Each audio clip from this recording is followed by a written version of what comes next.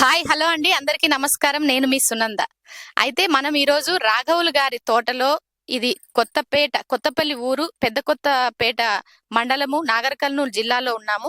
వాళ్ళ తోటలో ఉన్నాం. ఇది మొత్తం మామిడి తోట, 7 ఎకరాల తోట అండి.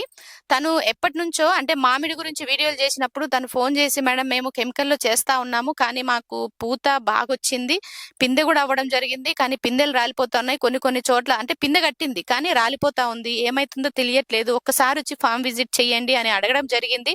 అయితే దానికి మేరకు మేము ఈ రోజు వేరే రైతుకి మనం గైడెన్స్ ఇచ్చి పండించిన తోటకు వెళ్ళడం జరిగింది. అదే రోజు ఇక్కడ దగ్గరలో ఉండడం వల్ల వీళ్ళ తోటను కూడా సందర్శించడం జరిగింది. అయితే ఇక్కడ చెట్లు అయితే చాలా హెల్దీగా ఉన్నాయి, డెఫిషియన్సీ కానీ అట్లా ఏమీ లేదు. కాకపోతే తేనె మంచు పురుగు ఉండే దాన్ని కూడా వీళ్ళు సమర్థవంతంగా కంట్రోల్ చేయగలిగినారు. కానీ ఆ పిందెలు ఎందుకు రాలిపోతున్నాయి, అయినా ఇప్పటికీ కూడా ఇంకా తేనె బంక్ అన్నది పడతా ఉంది. కానీ ఎందుకు రాలిపోతున్నా ఏంటి అంటే అక్కడ ఉన్నది కారణం వచ్చేసి ఫంగస్ వల్ల అని మేము గమనించడం జరిగింది. అయితే నెక్స్ట్ మీరు చెప్తే దాన్ని బట్టి మేము ఆ గైడెన్స్ లో సాగు చేస్తామని చెప్పడం జరిగింది. అయితే ఒక్కసారి రాఘవులు గారితో మాట్లాడదామండి. నమస్తే అండి. నమస్తే రాఘవులు గారు. నమస్తే మేడం. మేము వానాకాలం పిండి ఎరువులు వేస్తాం గాని మళ్ళా పూత వచ్చేసరికి పూత నిలబడడం లేదు, పిందె నిలబడడం లేదు, కాపు రావడం కూడా సరిగా రావడం లేదు మేడం. అది ఏమో మాకు తెలియడం లేదు. దాన్ని తగ్గట్టు మీరు సూచన ఇవన్నీ తెలియజేస్తున్నాం మేడం.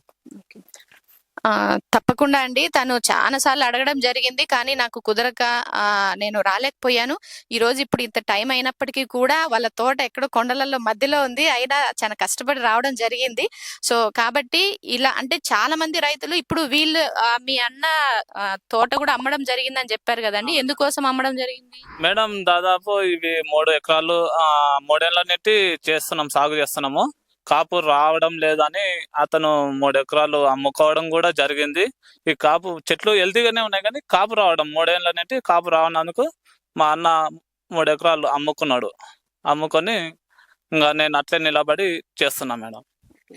సో అంటే ఇక్కడ రైతులు చాలా మంది కూడా తను కూడా తన మాటల్లో నేను వినడం ఏంటి అంటే, ఇప్పుడు 3 సంవత్సరాల నుంచి మాకు పెట్టిన ఖర్చులు కూడా రావడం చాలా కష్టంగా ఉంది. మేము ఎంత కష్టపడ్డా సంవత్సరం అంతా మేము దీని మీద ఆధారపడాలి, ఒకటే పంట వస్తుంది. దీనికోసం మేము పంట అయిపోయినప్పటి నుంచి కొమ్మ కత్తిరింపు, తర్వాత కింద ఎరువులు వేయడం కానీ, తర్వాత మళ్ళీ వర్షాకాలం వచ్చిన తర్వాత దీనికి కొంచెం అప్పుడు ఎరువులు వేయడము, మళ్ళీ తర్వాత పూత దశలో, పూత ముందు, పూత తర్వాత స్ప్రేలు అవి అంతా చూసుకొని కష్టపడ్డా కానీ ఆ సంవత్సరానికి మాకు మేము పెట్టిన ఖర్చులు కూడా రాకపోతే ఇంకా దేనికి, ఇంత భూమి ఉండి కూడా 7 ఎకరాల భూమి. సో నేను ఈ నెక్స్ట్ ఇయర్ ఈ పంట తీసేయాలని ఉద్దేశంతో ఆలోచనలో ఉన్నాము మేడం అని చెప్పడం జరిగింది. అయితే నేను ఒకటే మాట చెప్పాను, ఈ ఒక్క సంవత్సరం అంటే రాబోయే సంవత్సరం మీరు కొంచెం కెమికల్ ఫ్రీలో మంచి అన్ని పోషకాలు ఇచ్చి తర్వాత ఫంగస్, బ్యాక్టీరియా, తెగుళ్ళకి కొంచెం బయో ఫెర్టిలైజర్స్ కానీ, బయో పెస్టిసైడ్స్, బయో ఫంగిసైడ్స్ అవి వాడి చూడండి. మీకు రిజల్ట్ అనిపిస్తే మీకు ఖచ్చితంగా రిజల్ట్ ఉంటుంది. ఎందుకంటే ఈ సంవత్సరం అలా చేసిన వాళ్ళకి చాలా మంచి దిగుబడి వచ్చింది. కానీ కొందరు వాళ్ళు దాన్ని అబ్జర్వేషన్ చెయ్యలేక కొందరు పంట నష్టపోవడం జరిగింది. చిన్న పురుగు అది ఇది రావడం వల్ల వచ్చిన రైతులు కొంచెం జాగ్రత్తగా గమనించుకోగలిగితే వాళ్ళు కూడా సక్సెస్ఫుల్ గా పంట తీయగలరా అని నేను తనకి ధైర్యం చెప్పడం జరిగిందండి. మరి నెక్స్ట్ ఇయర్ వీళ్ళు చేస్తాము అని అంటే నేను మీకు ఫుల్ సపోర్ట్ ఇస్తామండి, మీలాంటి రైతులకు. ఎందుకంటే నేను కూడా రైతుగా ఉండి పంటలు పండించిన తర్వాత మనకు ఏమి గిట్టుబాటు ధర కానిప్పుడు మన శ్రమ అంతా వృధా అవుతుంది. పక్కన వాళ్ళు, ఇంట్లో వాళ్ళు కూడా చూసి ఎంత బాధపడతారో నాకు తెలుసు.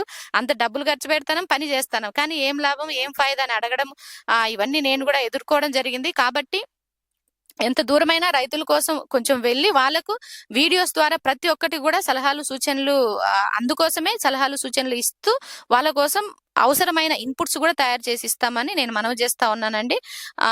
మీ తోట ఇప్పుడు చూసాం కదండి, సో తప్పకుండా మీకు మా సపోర్ట్ ఉంటుంది.